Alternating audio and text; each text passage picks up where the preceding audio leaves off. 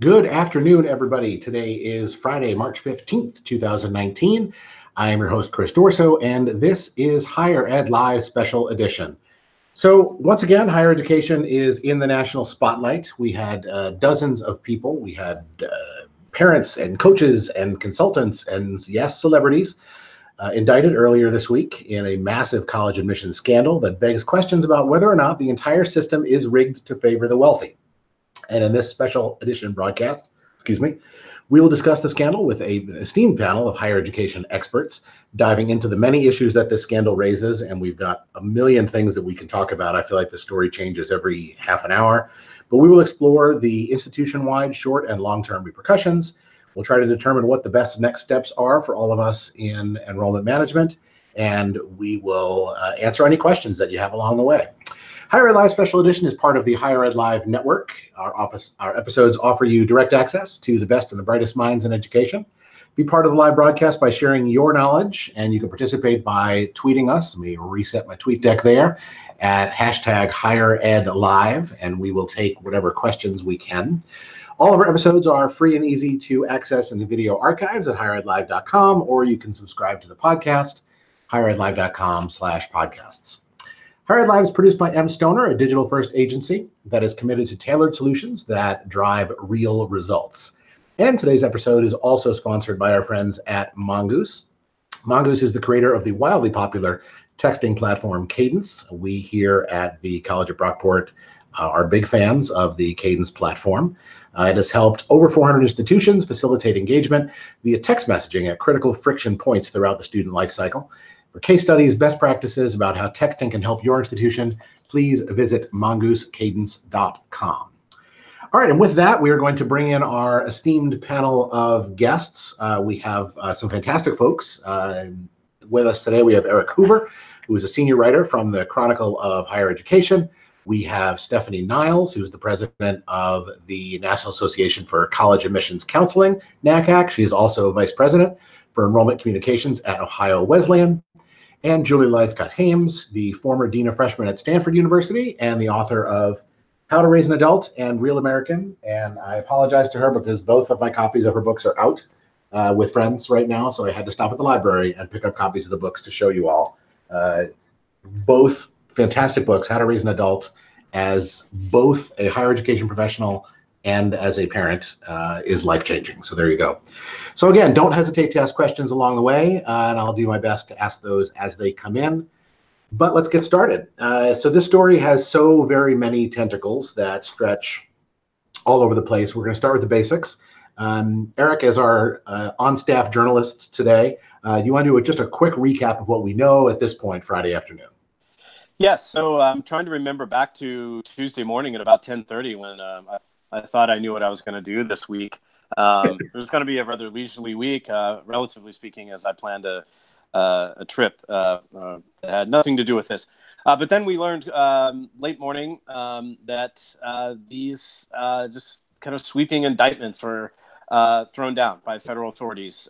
This was the culmination of Operation Varsity Blues, and you have to love that title, an FBI investigation leading to federal indictments implicating 50 people in a rather elaborate, far-reaching fraud scheme and a bribery scheme. And at its center is an independent educational consultant, private college consultant named Rick Singer, based in California. And he was the mastermind, it seems, of this plot to find, as we now are familiar with this term, side doors into selective, super selective, hyper selective colleges.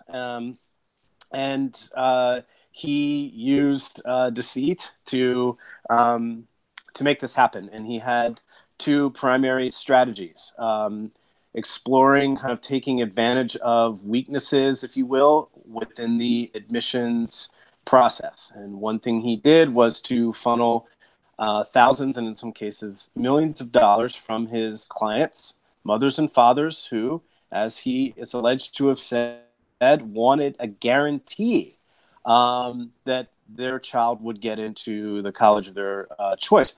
And so one thing he did was to funnel those thousands, or in some cases millions of dollars, to coaches on athletics teams at these institutions. There are at least 8, I believe. And these coaches in turn would provide this service. And that was to say that little Jimmy or little Susie was, in fact, an athlete that they were recruiting, in some cases that they wanted to designate as a walk-on for their team, be it tennis or rowing and some other sports. And so he was successful with this scheme and getting some students of his clients in for a lot of money. Colleges that they almost certainly, in most cases, wouldn't have been able to gain access to otherwise. And the other prong here in this scheme involved arranging for various kinds of cheating on standardized tests that would give these students also an unfair kind of advantage and means of upping their score, even though they really hadn't been the ones who have taken the test. So yes, Felicity Huffman, Lori Loughlin are the big names here, but leaving that celebrity angle aside, I mean, this is something that involves 50 people, many of them mothers and fathers, and the rest of them test proctors, and then people who work at colleges and universities. And in all cases, those so far we know are coaches, or in one instance, an administrator in an athletics department. And again, worth noting, worth reminding people, the fact that, at least as of today, none of those 50 people work in a college admissions or enrollment office. And so last thing, if you didn't see the news yesterday, there is a class action lawsuit already been thrown down by some students at Stanford. I should say a lawsuit seeking class action status. And so surely not the last shoe to drop there on that legal front that we'll see. So I'll stop there. But those are the basics. Just 3 days later. Yeah, it's just a little story, just a tiny little story. So let's since you mentioned the sort of the admissions piece of this. Someone's got a dog. Let's bring in Stephanie Niles, who is the president of NACAC right now. So Stephanie, let's talk about this from the admissions perspective. NACAC did release a statement from the CEO, Joyce Smith, who is fantastic, talking about basically addressing what Eric just noted, that NACAC members are not included in this investigation. They're not, I don't want to say we're the victims in this, but we're not the perpetrators. We'll put it that way. Talk about this from the university side, and what we see as an organization from an admissions perspective. Sure. Sorry. So that was my barking dog in the background. I apologize. I was not with the options I normally have in terms of the space I could use today. So my apologies if they start again. Yeah, I mean, I think that I appreciate that Eric led with that point, or at least concluded with that point around admission offices. That's certainly been a question that I've seen amongst some of our members, whether or not there are admission officers or admission offices in general that are involved in this. Certainly, though, it's important from an NACAC perspective and from a professional perspective that we do take a very close look at the vulnerabilities that were exposed in this case in relation to the admission process. What do we need to do differently? How do we need to examine indeed how this occurred, how this was able to make its way through the admission process? Were there things that one could have seen, known, ascertained from the information that was received? When I think about it from a professional perspective, having read thousands upon thousands of applications over the years, I can certainly see how this would make its way through an admission office without raising any red flags, whether it be simply the volume of information that is received or the method or the levels that it seems were implied here that allowed this to occur in a really elaborate scheme that really kind of pulled the wool over everyone's eyes here. So I think, and I could not possibly agree with you more. And I think so I have two questions, and I'm not quite sure what direction I want to go here. But my first piece is The schools that are obviously caught up in this are obviously big names. They're big name athletics and all this kind of stuff. There is a piece in 538 that I'm actually going to send out a tweet right now about. The title of the article is "Americans Want Grades to Decide College Admissions," and it's a survey from Pew asking how much of a factor various pieces should play into college admissions. And people think high school grades, standardized test scores, community service, being the first person and family to go to college are the four most important facets of whether a student should be admitted. And I am here to tell the audience of 538 and the Higher Ed Live audience that in 99% of the admissions cases, that is what determines whether students get into college. I mean, yes, this is obviously a juicy story, but the reality of college admissions is so much bigger than the way it's typically portrayed in the media. Right. Absolutely. Absolutely. I mean, you're right. I mean, we do look first and foremost at grades, how students performed over this 4-year time period, the ways in which they have prepared themselves for the rigor of a college level curriculum, what's available to them in their high school setting, and how have they achieved in that setting? What do their recommendations tell us from their teachers, from the counselors, the people who know them best from an academic perspective? What have they achieved that would allow them to be successful? It does the student no good and does the institution no good if we enroll a student who is unable to succeed in that academic environment. So first and foremost, absolutely. It certainly is the case that admission offices, institutions are looking for well-rounded classes. You know, they're looking for individuals who are going to fill a lot of roles on campus. So, you know, next to that academic success, they are going to look at the variety of ways in which a student brings their talents and abilities to the campus and where they can grow in those talents and abilities, whether it be the first chair violinist, the captain of the football team, the eventual student body president, students who are going to take part in an array of activities on the campus that's going to be very much a part of their experience. And we then are looking for the ways in which students have broadened their own horizons as young people and the ways that they're sort of intellectually and personally continuing to challenge themselves at college. So you're starting to get to some of those other facets, for example, when you speak about community service. And then I know that article talked about other contributions that a student might make. But again, those are in, I think, as you said, 99% of the time, secondary to that academic component of their application. Yeah, Stephanie, Chris, if I could just chime in here. I mean, I do wonder if this is an opportunity. It might sound like a horrible cliche that this is a moment of opportunity for admissions leaders, admissions officers to have that conversation framed around some of what you just said. I mean, I think the public is incredibly skeptical of admissions offices, to say the least, even before what everyone learned this Tuesday morning. I think there's a real sense that SAT scores, no matter what all of you say, the ACT scores and SAT scores really do matter a lot, perhaps matter too much. So I'll be eager to see what, if anything, of an opening there might be for folks like you and your counterparts to reiterate what it is you're looking for and what kind of the balance of things is when you're looking at an applicant. And I mean, one more thought, I did, of course, note that none of the 50 people involved and implicated in this scandal, at least so far, are admissions officers. And I think that's an important point because as many folks in your field have said to me, we were duped too. Hey, we're victims here too. And I think that's a fair point. Next sentence. As far as most of the public is concerned, I'm just guessing. I don't know that really matters because they're looking at this as people getting in or not getting into college for reasons that often seem screwy to them or unfair. And then something like this comes along. So I'm just wondering how much that fact, though it does matter, really, will make a difference to the public's perception of what's going on here. So that's kind of what I meant when I wrote my article yesterday, that admissions officers are, I think, kind of in a bind. No one wants to be seen washing their hands of this. How do you make the point that admissions officers weren't directly involved while still acknowledging that, as far as I think most people in the public are concerned, hey, this is a college admissions scandal. I mean, as you acknowledged. Right.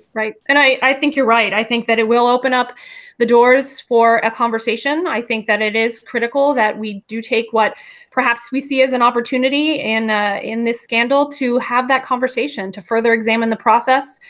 I think that conversation has been underway for some time, but I think this is yet another opportunity to continue to examine how do we alleviate some of the pressures on students through this process? How do we ensure that the focus is on academic ability, students' contributions, their character? You know, how can we really assess the full individual and their fit for the institution where they're going to best thrive? Yeah, we got, we're a medium-sized Division III school here in Western New York, and our local media called us the other day and they said, hey, do you want to get on camera and talk about, what safeguards are in place at Brockport?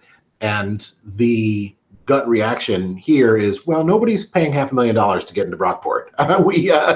As much as that, is a thing nationwide, the reality of where we are here is not the case. But at the same time, I think being able to drive that narrative a little bit and talk about how we review applications and what goes into how we review applications, I think is an opportunity. Or anytime we're getting exposure, we can, make the best of what can be, it really is sort of a crazy situation, and really make sure that the important stuff comes out. Mm-hmm. So I want to bring in Julie about the sort of the parent side of this as well. So much of the craziness in college admissions these days does come out of parents, and ultimately, as much as this is an admission scandal, it's sort of a parenting scandal too, of sorts. And so, what can we in higher ed do to help parents to sort of make, I don't want to say make this better, but to really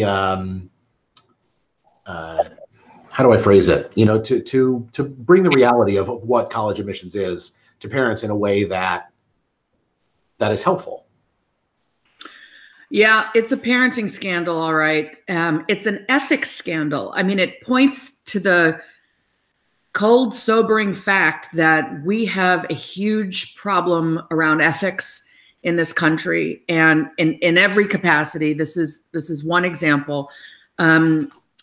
Parents, I'm calling this now drone parenting. That it's not a new term, but I want to clarify for this purpose. It's like the parent is the drone lifting the package, which is the child, lifting them up, carrying them to the desired future, which is the right college. The child is literally the inanimate object being handled and deposited. And it's sort of the absurd latest aspect of helicopter parenting. I frankly don't think parents are going to change anytime soon. Parents who feel they must deliver their child to the right future are going to continue to seek ways to do that. If you were to take away, if it was all to be focusing on, if admissions only focused on grades, parents would do more homework than they're already doing. Parents are already doing their kids' homework to perfect grades, and we would just amp that up if it seemed like grades was was 90% of the criteria used in admission. If it was all about letters of recommendation, then parents would be bribing teachers to write better letters of recommendation. So, parents who are off the rails are off the rails. And I think what we have to get at then is, why are they so off the rail? Why are they so obsessed with these schools? These elite, these highly selective schools are tantalizing to people because we've made them so.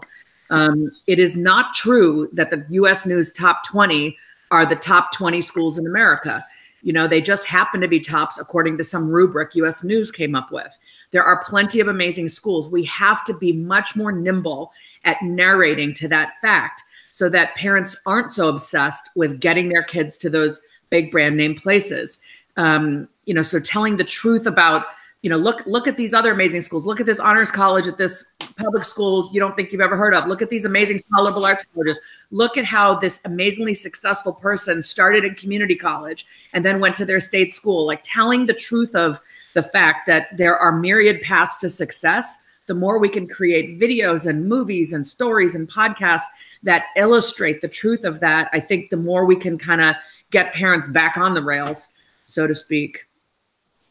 I just want to jump in. I think that's a great point that Julie makes, and so important work that we need to continue doing, and a message that we really need to share. I've worked at institutions from quite selective to not particularly selective and in between. And I've seen fantastic individuals who have graduated, who've been very successful personally and professionally. Everyone who can tell a story of wonderful successful individuals who graduated from a wide range of institutions. There's absolutely not one pathway to success in this country through the educational institutions that we offer. Yeah. Could I say, I do think the SAT, I mean, what this has exposed is that this system is so gameable, you know, back doors, side doors, you know. My perspective is that US News is a real culprit here. And if more schools took the brave route that Reed College has taken, for example, and said, we refuse to send in our numbers. If the big boys in college admission, the most highly selective, refuse to send their data in, the US News structure would the college ranking structure would topple.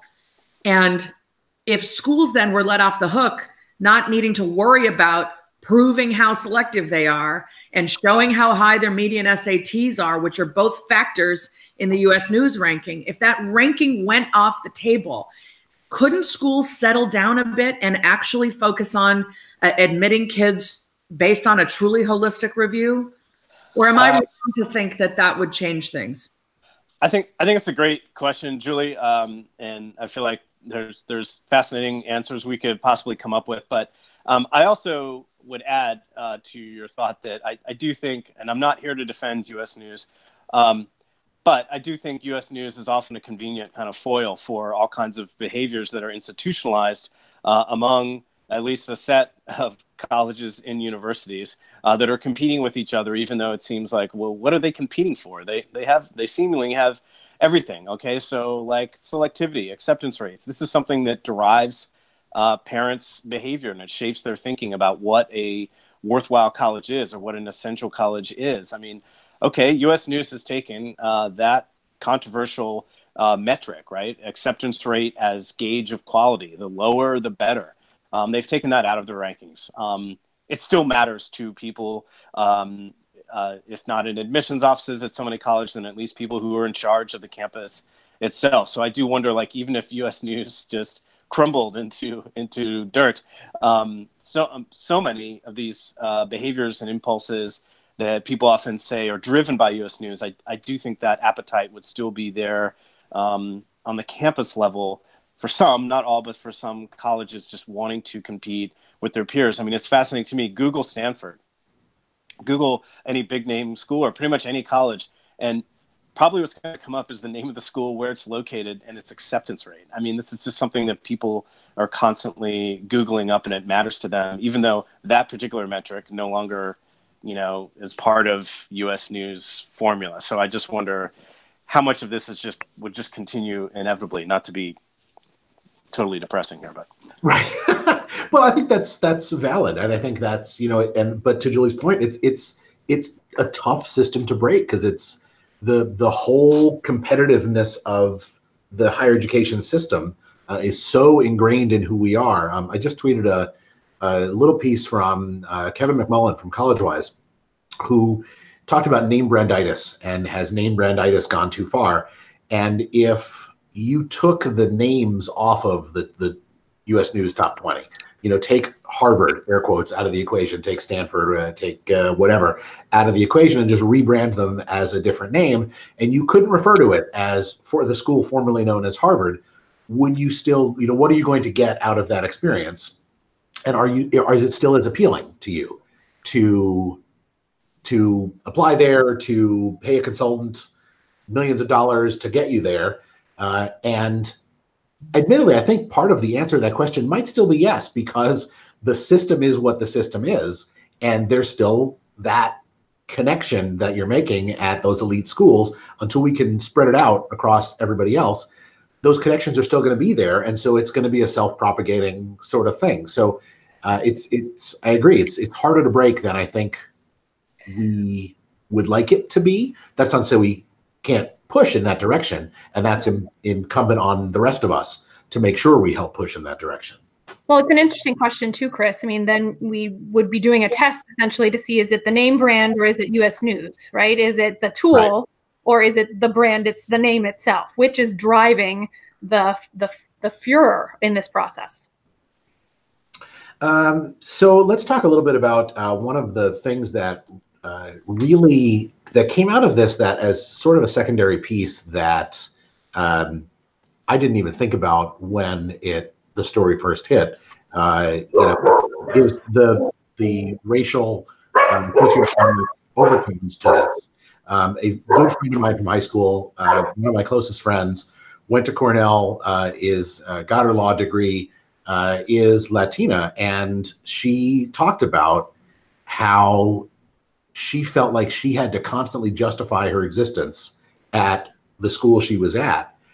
And not for nothing, the white kids don't necessarily have to justify that same existence. And that's something I think that is a piece of this light that has, as far as I can tell, never really come up.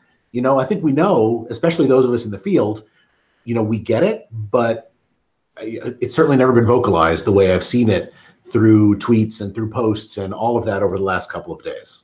You're saying never been vocalized, but for those of us who are of color, this is always vocalized. Absolutely. It's never been vocalized, maybe around white people.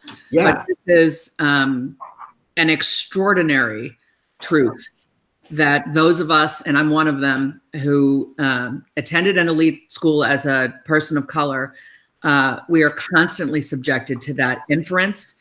Sometimes it's just outright explicitly stated or lobbed at us. And what you just said was white folks, have never had to contend with that assertion. And I smiled and thought, they do now. You bet. Absolutely. I'm delighted.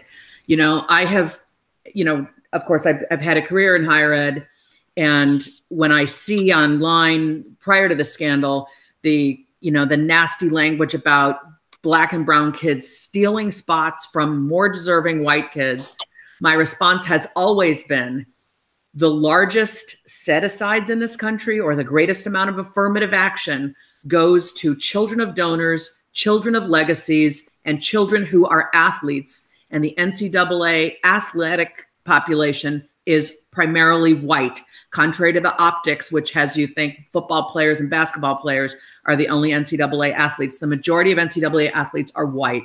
And so there are far more slots, set-asides, thumbs on scale, whatever, given to white kids. And I love the fact that this scandal is revealing that truth.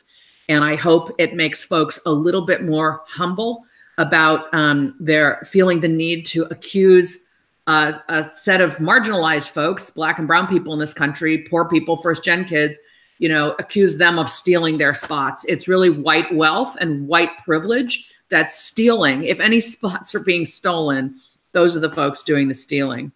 Julie, I think that's such a crucial point, and I feel like that's a major reason why this moment I think feels so important and urgent when we come to a discussion about what's fair in admissions and questions of who deserves to be here and how do people feel. Not very long ago in October, I sat in a federal courthouse in Boston, covering the final stretch of the Harvard trial in the race-conscious admissions case. And, there was a day of testimony from students at Harvard, current and former African-American students and Hispanic students and Asian-American students. And they were talking about what it feels like to be on an elite campus like that, mostly white, mostly privileged. And the word that I kept thinking about was just fragile. They felt fragile. These were smart, confident, high-achieving young men and women with big dreams and all kinds of smarts going for them. And yet they talked about so vividly often feeling fragile, even though they had won, right? They had won. They had gotten the golden ticket. They had got to go to Harvard University, arguably the most famous university in the world. And yet even so, their experience there, even after years, was still often one of not always feeling welcome or like that they fit there, or that, they're doing something, raising their hand in class, working a campus job, walking across the quad, and feeling like someone was looking at them like, Yeah. deserve to be here. I wish anyone who recruits students, counsels students, advises students, looks at applicants' applications could have been in that courthouse to hear that. So I'm reminded of that now as we're talking about the issues you raised that are so relevant to this scandal. Yeah, the another headline that I really liked in the Washington Post, now that we see what stealing a college slot really looks like, can we stop making students of color feel like frauds? Nice. So I think that's so very much the reality for so many students. So, how much does, Fisher versus Texas, how much does, affirmative action play into, what comes out of this? That case was emblematic of the way a lot of privileged white folks feel. It was, oh, they're giving this spot, the spots to people who don't deserve it as much as I do, just because of their color. And I guess, how do we rekindle that across the spectrum of admissions? Sort of a tough, I don't know, I'm totally phrasing that wrong. How do I want to phrase that? I think it's a tough question, Chris. I mean, and I think that I think it's an important question. I think it's one that we are going to continue to ask ourselves. I think, what Julie and Eric were just talking about in their exchange, is reflective of the fact that this is, not about sort of affirmative action as it's been known, but we're, expanding and thinking differently about access to college and, who's being denied and how are they being denied. And, it's going to continue to play out as these two situations, sort of are running at this point in time parallel to each other. All right. Let's see what else is on I have so many questions here. I've listed pages upon pages of questions that I want to ask, and I'm trying to keep this as sort of directed as we can. So let's talk about. One of the questions that did come up that I want to ask, maybe some of you have seen. We got a question from on Twitter from Lisa Lockman. Lisa, thanks for from Lexington, Kentucky. Asking about the documentary Unlikely. And I did some Googling, and it looks like it's a documentary that investigates the college dropout crisis and the systemic barriers that students face. Are any of you familiar with Unlikely, the documentary? No. I'm not. No. All right. Well, I can't address it then, unfortunately, Lisa, but it is now on my list of things. So I'm going to look into it and check it out. So thank you for the tip on that. So let's talk a little bit about the systems that are in place as we sit right now. So, and this comes from Alexis Ned, who's a Mashable writer. And Alexis says the elite college admission system is predicated on the completely legal ways rich people advantage their children via tutors, test prep, activities, sports legacy, et cetera, et cetera. So it's extra funny to me when they fumble all that and say, screw it, let's do crime. So the systems that we have in place right now, as you've mentioned, it's test prep and it's grade inflation. I mean, there's a million tentacles to it. Really fly in the face of who we profess to be as higher ed, as higher education institutions. We talk about equity, we talk about diversity, we talk about inclusion, but the systems that we have in place don't necessarily reflect that. How do we tweak that? How do we make those systems, how do we get to that equity, diversity, and inclusion piece? How do we get pointed in that direction in a really realistic way?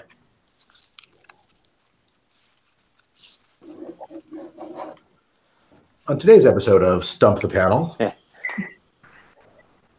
we're half an hour in, we're getting deep. We're getting deep. In the last several years, there have been various conversations, one led by a new coalition of colleges that have agreed to use a shared application platform, and to, with the stated goal of increasing access of underrepresented minority students and first-generation students. And many people think that's a noble goal, but the smartest person I know who's reflected on that development, I'm talking about the Coalition for College application, said, okay, you want to you want to enroll more low-income first-generation students, admit more of them. And they would add, fund them. I mean, I don't know how much of this is rocket science, so much as institutional colleges willing to give up, either in terms of metrics or in terms of particular subgroups of students, be they legacies, or students who fit other descriptions who have a lot going for them, to be imaginative in admissions, to not be so tethered to test scores. These are some ways that I think colleges are trying to make progress, the ones who are actually doing it, not just talking about it, or not just bringing in, you know, a handful more of, you name the subgroup of kid on the margins. But you know, I really think it comes down to an institutional will involving actual humans sitting around the table, and like any smart group of people talking about anything in enrollment, to get more of something. Perhaps sometimes that means giving other things up, because you all have to balance so many competing goals and prioritize them. So, okay, colleges that are serious about expanding diversity, broadly defined, are having sometimes to make trade-offs and choices. We can't have more of everything. I think that's just something that, in my view, many admissions leaders and institutional leaders, you know, above them, are just unable to accept. Yeah, I think that's the daily. Oh, go ahead, Julie. No, you go. I was just going to say briefly, I think that's the daily conundrum that I deal with, is, as Eric said, those competing priorities around the need to generate revenue, the need to bring in a high profile, academic profile class, the need to enhance diversity of our student population, the need to simply bring in the size class that we are looking for as an institution. And you're right, there are trade-offs. And if you make progress towards one goal, typically you are losing ground in another area. And so I agree that it's a lot about individual institutions really taking a hard look at their own priorities, that their own processes. And, you know, if I had the answer, I think I was stumped initially, I had the answer to this question, I'd be in a different position in terms of the success of my institution and being able to, you know, really advise broadly on how can we create what is a more ideal scenario for this wider range of students. You know, I didn't jump in right away because I'm not an admissions person, so I don't even have any of the answers. I do want to note that in this conversation, we've used the word tweak the system about 5 times. And I think we're getting the clear message that something a lot bigger than a tweak is needed.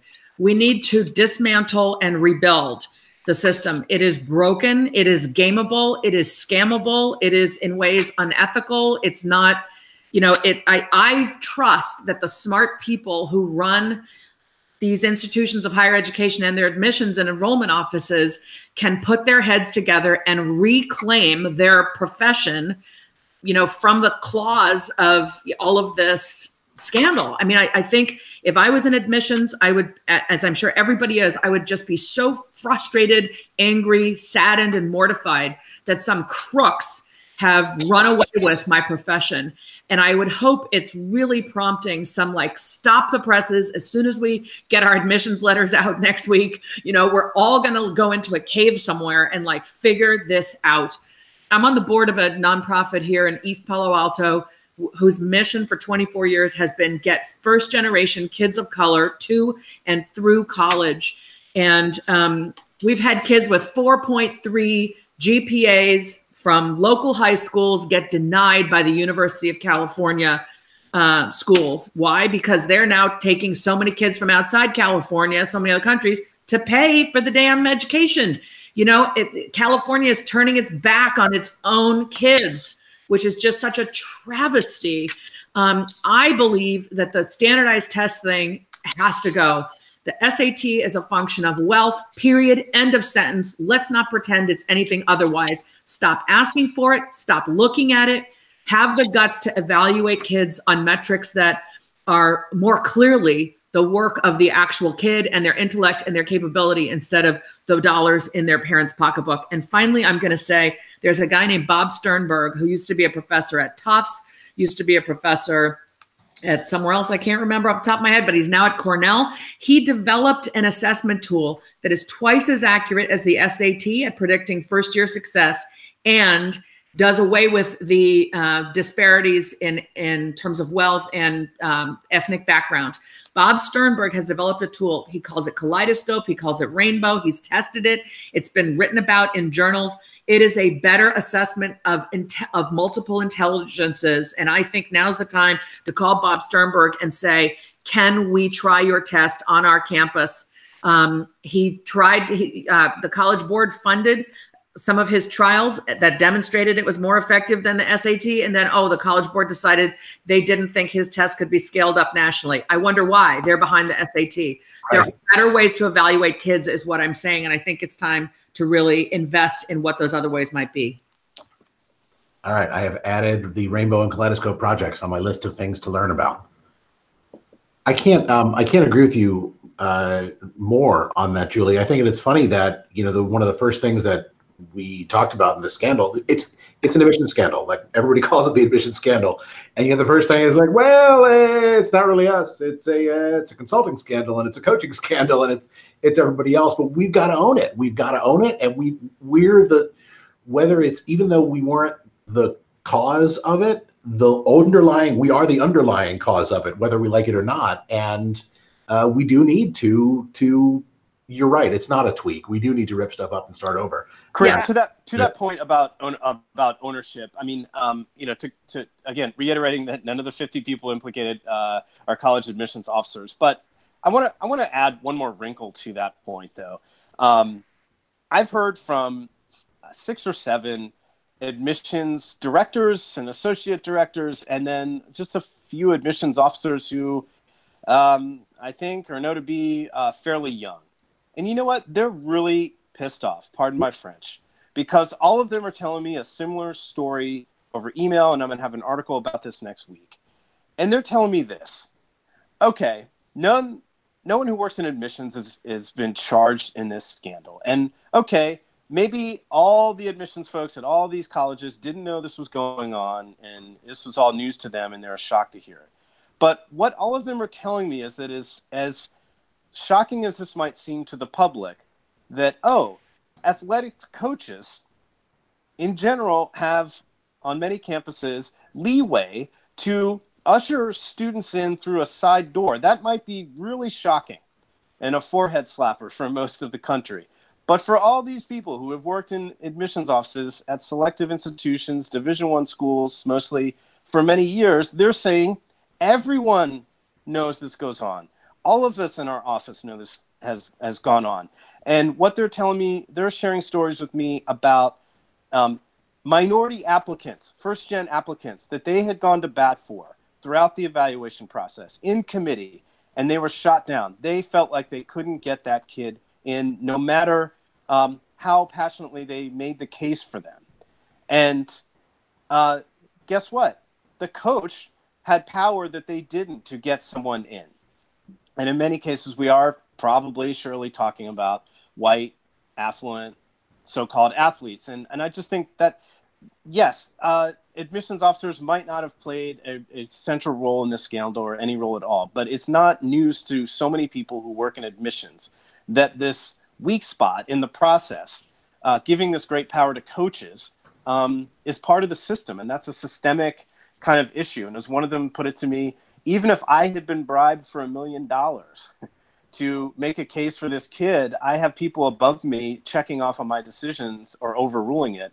And here, an assistant coach on some sports team on my campus had a power that I, as an admissions officer, did not. I would say that is a systemic problem in college admissions. Not saying it's happening on all campuses, but in that respect, yeah, I think it's an admissions scandal. Yeah. And I agree. I absolutely agree that it's very, very unfortunate that this handful of bad actors caused this particular scandal to occur. At the same time, it has exposed the weaknesses or the flaws within the system. And it's now going to allow us, as we talked about earlier, to take a step back, to address this, to do more than tweak, as Julie said, but to really examine how we can ensure a fair and equitable process for all students that allows for the diversity and access that we need to provide in order to be educating our entire public. You know, where is the NCAA in this? I haven't heard a darn thing about them this week. They ought to be absolutely ashamed that people purporting to do work on behalf of the NCAA or as part of that community have been bribed. Where is that voice? Have I missed it, or have they been silent?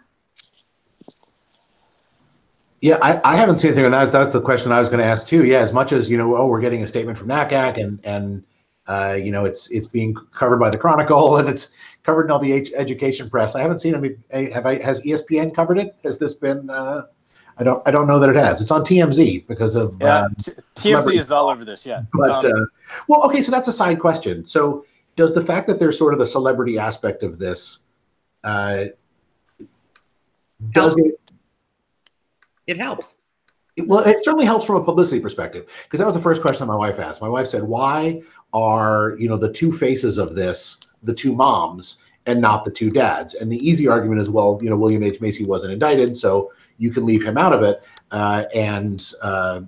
The designer, Massimo, no one knows what he looks like.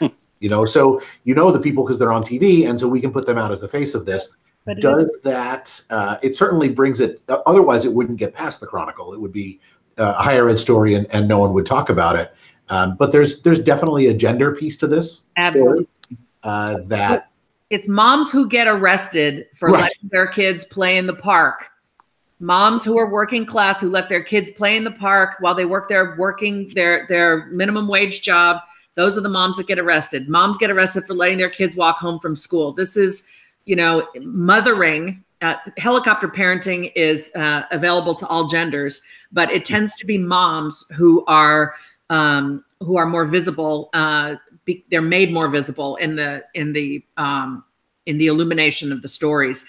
I think it's why wasn't William H. Macy indicted? That's the question, right? I'm sure. I mean, you know, it's the family that did this. It's the family's money. It's you know, I think it's a very gendered thing, and it's really unfortunate if these dads get let off the hook. That said, I think there are a lot of Silicon Valley families, less visibly famous, but important people, you know, in the world of business.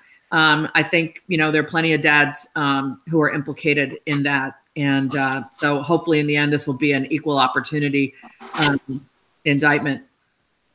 Chris, I think the celebrity aspect of this, I don't know, I think, you know, helped create a bigger bang here for this story, and, you know, a broader kind of blanket of interest. I do think it's potentially distracting. So many articles kind of linger and fixate on these two television celebrities and this kind of Hollywood, you know, component or thread to this story. I still think it would have been a pretty huge story anyway. I think it would have been more than, you know, the Chronicle and Inside Higher Ed and whoever else that, you know, covers higher ed and only education, even without the celebrity angle, because you had celebrity institutions. You had the University of Southern California and Stanford and Georgetown and Yale. I think that makes it like a big honking deal, even if you don't even know who these celebrities happen to be. Yeah, I think you're right. I think it still is a story. And one of the things that I really wonder, I mean, yes, this is obviously the big fish that they're getting, and this is, you know, you're talking about thousands and thousands of dollars. Does this happen at the small scale? And I'm sure that was part of the question that local media are asking to the local colleges. But, you know, but it goes back to Julie's point of, you know, the system being broken, and this wouldn't happen if it wasn't so easy to do. And it's so easy to do and so hard to get caught. I mean, this has probably been happening for decades, and it's not new. It's just, and that was, I think, Julie, you mentioned, you tweeted yesterday that you were shocked. The question came up, you know, is anyone really shocked by this? And I think those of us who are on the admission side of the desk weren't shocked by it, maybe surprised that people got caught, because nobody ever gets caught with this stuff. But it does say something about the greater picture of higher ed that has been going on behind the scenes that we don't talk about because we don't know, like we don't see it.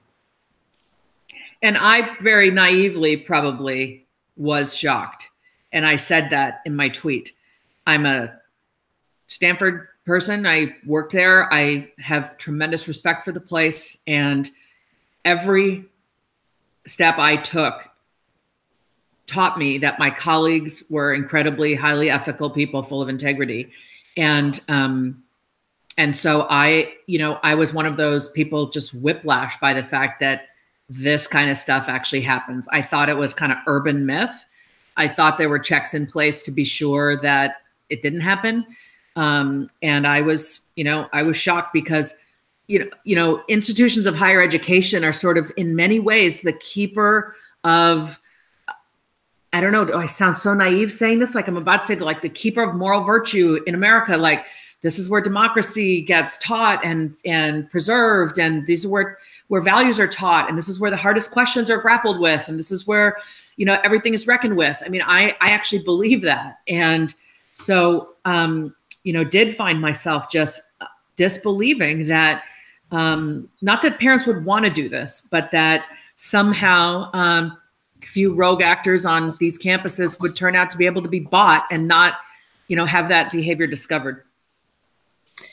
I think what's shocking too is how extreme this was, to Julie's point that, there are great lengths that parents will go to for their children, but to do this, to try and achieve at this level when there are so many wonderful opportunities, so many places for young people to thrive, so many opportunities open to them through legal channels to take this step. I think that the nature of it was shocking. Yep, fair point. All right, so we are coming up on 2 o'clock, so I'm going to let you all have the rest of your afternoons back. But I do want to thank very much all of my guests, Eric Hoover from the Chronicle, and Stephanie Niles from NACAC, and Julie Lythcott-Hames, BioBooks. And thanks, as always, to our program sponsor, M. Stoner, and to Mongoose for sponsoring today as well. This conversation obviously is not over. There's a lot more that's going to go into this, and I really appreciate you all taking the time. And I look forward to seeing change. I think the time is right. The energy is there. I don't think we can really let this go and expect things to just sort of happen without folks like the three of you and all of you out there listening and watching, being active and being, because and it's something that Julie said, believing in the paragon of higher ed and the importance of higher ed, I think is still very valid. And I think it's still important, and I think it's still real. And we need to actually live that in a real way and not just give it lip service and just assume that the system's going to save itself kind of thing. Yeah. So that's that for now. I am Chris Dorso, and this has been Higher Ed Live Special Edition. Have a good day, everybody. Thanks for having me. Thank you. Thank you so much.